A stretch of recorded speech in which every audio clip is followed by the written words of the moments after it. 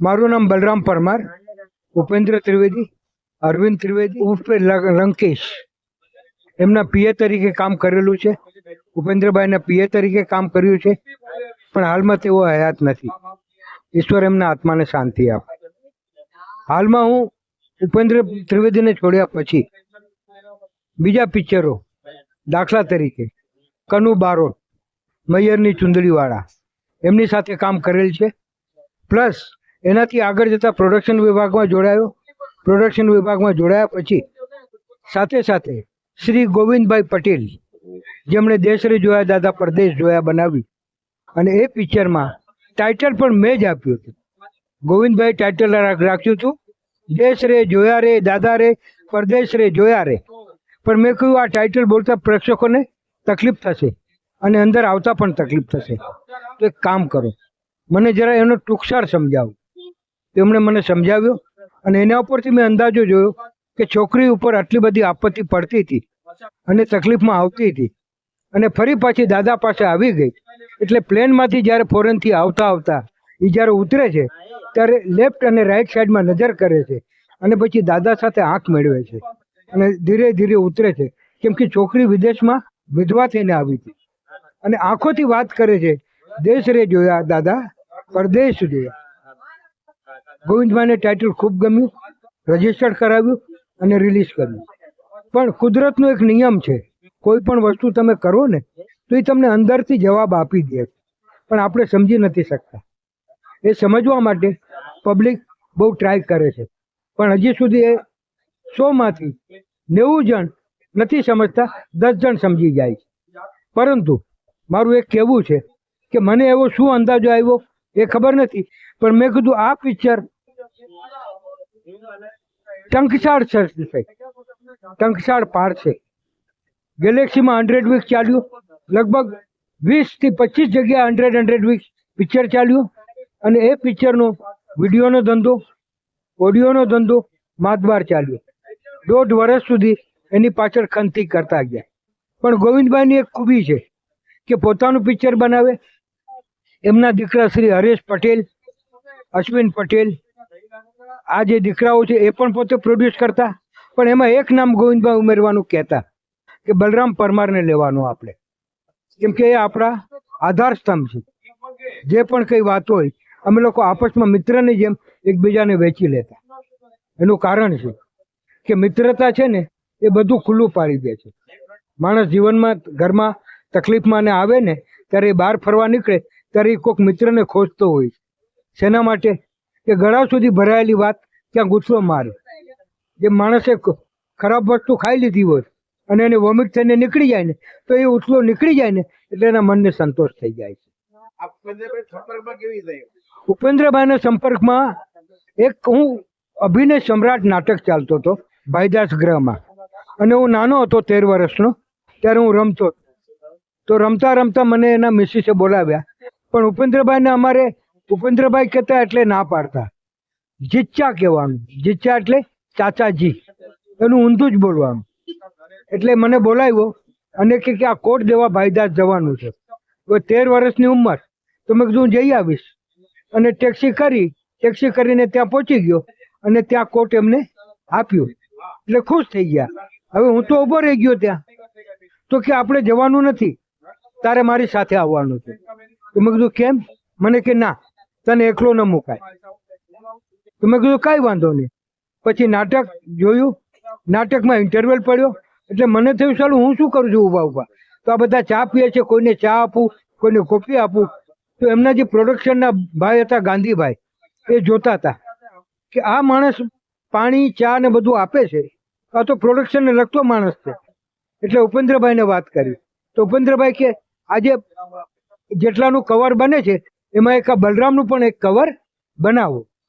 એટલે મારું કવર પણ બનાવ્યું અને ત્યારથી હું એમના સંપર્કમાં આવ્યો. પણ ખરો સંપર્ક મારો ઉપેન્દ્રભાઈના ભત્રીજા ભાલચંદ્રભાઈ ત્રિવેદી, મોટાભાઈ, જે એજ્યુકેશન ડિપાર્ટમેન્ટમાં ઇન્સ્પેક્ટર હતા, એમની સાથે, એના છોકરા સાથે થયો હતો. એના છોકરા થકી હું એમને મળ્યો. એમનું નામ કૌસ્તુભ ત્રિવેદી, અને હાલમાં જો કે હયાત નથી. અને બીજો છોકરો ઉપેન્દ્રભાઈનો હેમંત ત્રિવેદી, જે હયાત નથી. પણ એક વાત નક્કી છે, કે એ લોકોએ મને સંસ્કાર આપ્યા, સમજણ આપી, વાચા આપી. વાચા એટલે બોલવું.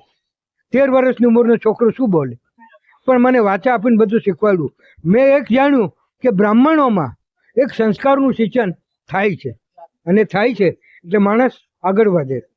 અને આગળ વધારતા વધારતા પછી અમે અરવિંદભાઈને છોકરાને 3 દીકરીઓ, શ્વેતા, કવિતા અને એકતા, આ 3 દીકરીઓની સાથે એમણે રમાયડા. અમે મોટા કર્યા, પણ અરવિંદભાઈને દીકરા નહોતા થતા, એટલે એ મને દીકરા તરીકે સમજતા.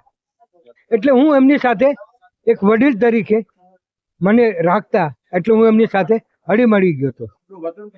મારું મૂળ વતન જામનગરની બાજુમાં જામવંથલી, પણ અમે ગયા નથી. મારો જન્મ બોમ્બેમાં થયો. વિલખુવિલા રમતા રમતા ટેરેસમાં મુલાકાત થઈ, અને એમના ઘર સાથે હું જોઈન્ટ થઈ ગયો, એક ફેમિલી મેમ્બર તરીકે. દિવસ રાત ત્યાં જ રમું, ત્યાં જ સૂઈ જાઉં. મેં એજ્યુકેશન સરદાર વલ્લભભાઈ પટેલ હાઈસ્કૂલમાં કર્યું 10 સુધી, કાંદીવલીમાં. એજ્યુકેશન કર્યા પછી મને ફીલ થયું કે ફેમિલીની હાલત આ રીતે છે, તો આગળ શું કરવું જોઈએ. એમાં કામ ગોતતા ગોતતા મને કૌસ્તુભભાઈ મળી ગયા, અને કૌસ્તુભભાઈ સાથે મુલાકાતમાં ઉપેન્દ્રભાઈ, અરવિંદભાઈ મળ્યા. પણ અરવિંદભાઈએ મને ભરપૂર પ્રેમ આપ્યો. 2021માં અરવિંદભાઈનું નિધન થયું, 2016માં ઉપેન્દ્રભાઈનું નિધન થયું, અને 2025માં કૌસ્તુભભાઈનું નિધન થયું, અને 2024માં ઉપેન્દ્રભાઈના બાબાનું નિધન થયું. એટલે બહુ દુઃખ થયું. ગોવિંદભાઈનું નિધન 2016માં થયું. ત્યારથી હું ફિલ્મ ઇન્ડસ્ટ્રીમાં એકદમ ગભરાઈ ગયો છે, કેમ કે ગોવિંદભાઈ સુધી બધા ડબ્બા લઈ જવા, લાવવા, મૂકવા, આખા પ્રોડક્શનનું હેન્ડલ કરવું અને એ બધું કામ કરવું, એટલે એ હાર્ડ કામને કોઈ પહોંચી નહોતું શકતું. પણ ગોવિંદભાઈ કે આ વ્યક્તિ એક જ છે કે જે કામ કરી શકે છે, અને એને આંધળો વિશ્વાસ. પછી રૂપિયા હોય, સોનું હોય, કાંઈ પણ મારી સાથે મૂકી જતા હતા કે વિશ્વાસુ માણસ કે. સલાહ એ જ કે કામથી વફાદાર રહ્યો, પ્રોજેક્ટમાં ધ્યાન આપો, અને પરફેક્ટ પ્રોજેક્શન હવે તો મારા માટે ઇઝી થઈ ગયું છે. હાલમાં મારી પાસે એક બહુ મોટો પ્રોજેક્ટ ચાલુ છે, એક ગુજરાતી અને એક હિન્દી. આજે જ મારી મીટિંગ ખતમ થઈ અને ઓકે કર્યું એમણે, અને હવે ફાઇનાન્સનું ગોઠવાઈ રહ્યું છે, અને અમે આગળ વધી રહ્યા છીએ. અને એ પિક્ચર અમે લોકો બારગામમાં કરી રહ્યા છીએ, ફોરેન સાઇડ. બસ કોમેડી પ્રોજેક્ટ બનાવીએ, લોકો હસતા જાય, હસતા આવે અને જોવે. સોરી,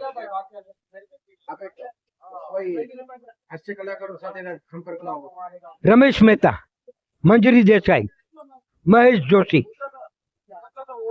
આમાં ઘણા પણ નામ છે, પી ખરસાણી, અલગ અલગ નામો છે. પણ હું જો એ ડાયરી ખોલું તો બહુ લાંબો સમય નીકળી જાય. પણ એક વાત નક્કી છે, 2075 થી લઈને 2016 સુધી મેં ડંકો વગાડેલો છે. હાજી, વીર માંગડા વાળો, સેન્સરમાં તારીખ જોઈ શકો છો.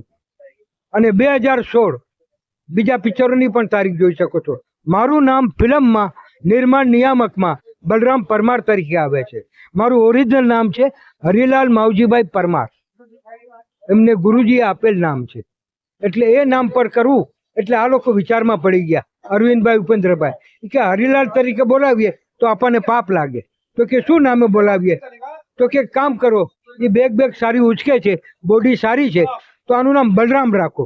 કૌસ્તુભ એટલે મણિ, એટલે કૃષ્ણ અને બલરામ, એ કે બેની જોડી છે. તો બે જોડીને કે જવા દો. તો કે એમાં તમે ભગવાનનું નામ આવ્યું, તો કે બલરામ નામ સારું લાગે છે, એટલે આપણે એ નામથી એમને ચલાવે. ધન્યવાદ, ધન્યવાદ, ધન્યવાદ. સાથે જઈએ. ખ્યાતિબેન એટલે મળતાવડા માણસ, રણજીતભાઈ એટલે છોકરાની જેમ, ફેમિલીની જેમ પ્રોજેક્ટ કરીએ. અગ્નિકાલ પિક્ચર એમણે હિન્દી બનાવ્યું હતું, પણ અહીંયા બોમ્બેમાં કરતા હતા ત્યારે એમને મારામાં કંઈક જોયું, પણ એ પછી એને મળ્યો નહીં, એટલે પોતે રાજકોટ શિફ્ટ કર્યું. અને એ શિફ્ટ કર્યા પછી પિક્ચર પૂરું કર્યું. પિક્ચર સારું ચાલ્યું અને આગળ ને આગળ કરતા ગયા. પણ પછી અમુક કડવા મીઠા એમને અનુભવ થયા, એટલે પછી હમણાં પ્રોડક્શન બંધ છે. પણ એક વાત નક્કી છે કે પોતે ડિરેક્ટર પણ છે, રાઇટર પણ છે, અને રણજીતભાઈના મિસિસ એ પણ પોતે સારા ગીત લેખક છે. પંખીડા હો પંખીડા એ ગીત એમણે લખેલા છે અને આથી વિશેષ ગીતો પણ હાલમાં પણ લખે છે અને એમનો સ્ટુડિયો છે અને ત્યાં રેકોર્ડિંગ પણ થાય છે અને બધી રીતે બહુ સારામાં સારી સહુલિયત આપે છે અને ગ્રાહકને પાછા પૂછે છે કે ભાઈ તમે આ બધું કામ કર્યું કંઈ તકલીફમાં તો નથી ને, એમ કરીને એમને સાચવી પણ લે છે. કોઈ પણ જીવ આવે તો એ જીવને પંપાડીને સાચવે અને પૂનમ ભરવી એ એમનો નિયમ છે. એમનું જે ગામ છે મોરબી રોડ પર જતા એ ગામમાં એમનું મંદિર છે, 10 એકરમાં જગ્યા છે અને ત્યાં એમના કુળદેવી છે આશા માતાજી, અને એમની પૂજાપાઠ કરે છે અને પૂજાપાઠ પછી પૂનમ પતાવીને પાછા સપરિવાર આવી જાય છે. એક પણ પૂનમ એ ચૂકતા નથી અને જો અનુભવ લેવો હોય તો તમે જો પૂનમ ભરો એટલે તમને અંદાજો આવી જશે કે આ પૂનમ ભરવામાં કેટલું સારું છે. અશોકભાઈ વ્યાસ, ખાલી અશોકભાઈ નહીં, અને લાગણીશીલ માણસ, ઘરના કેપ્ટન, ફેમિલીને કેમ સંભાળવું, સંસારમાં કેમ રહેવું, વ્યવહારમાં કેમ ચાલવું, ક્યાં શું બોલવું, એ લિમિટેશનવાળા. ના જી, સ્કૂલના નહીં, મારા ગોઠીડાના નાનપણના પાડોશી, એકદમ લંગોટિયા મિત્ર. અને બીજું કે એમની ખાસિયત પોતાના કામને વફાદાર રહેવું. મનમાં ગમે તે હશે, માણસ બોલી નાખે, પણ બોલી નાખ્યા પછી એને થોડો અફસોસ પણ હોય છે કે હું આના માટે બોલ્યો, પછી એ ગળી જાય છે અને ઓલાને પાછા મનાવી પણ દે છે એની ભાષામાં, અને ઓલો પાછો માની પણ જાય છે.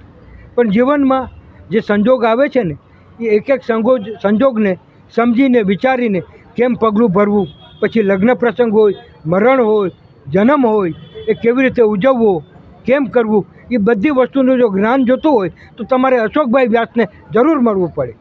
તમે એમ કહેશો કે મારે એક મકાન બનાવવું છે તો આર્કિટેક્ટની પણ ડિગ્રી એમણે લીધેલી છે. ફોરેનની અંદર દુબઈમાં અમેરિકન કંપનીમાં પણ એમણે કામ કરેલું છે, પણ એમાંથી એક જ ગુણ મેં લીધો કે આ ભલે બોલે આખા પણ એમની પાસે શીખવાનું ઘણું છે. એટલે એક ખજાનો કહેવાય. જો હોશિયાર માણસ હોય તો એમની પાસે ટ્રેનિંગ લે તો એ પછી આગળ ને આગળ વધવા માંડે. આજે એમના જ આશીર્વાદથી હું કામ કરી રહ્યો છું અને એમની ઘણી ઘણી મહેરબાની પણ છે. પણ એક વસ્તુ કહી દઉં કે એમને વસ્તુ માણસને પારખીને બંધ મુઠ્ઠીમાં દેવાની પણ આદત છે, પણ એમ કહે છે પ્લીઝ કોઈને કહેતો નહીં, તું તારું કામ કર. સમય, સંજોગ અને સથવારો ત્રણેય જ્યારે એક થાય છે ત્યારે સર્જન થાય છે, અને જ્યારે સર્જન થાય છે તો એની પાછળ વિસર્જન ડોકિયા તાણે છે અને વિસર્જન થયા પછી માણસ સુમસામ એને જોયા કરે. આ એક જીવનની ગતિનું ચક્ર છે. આ ચક્ર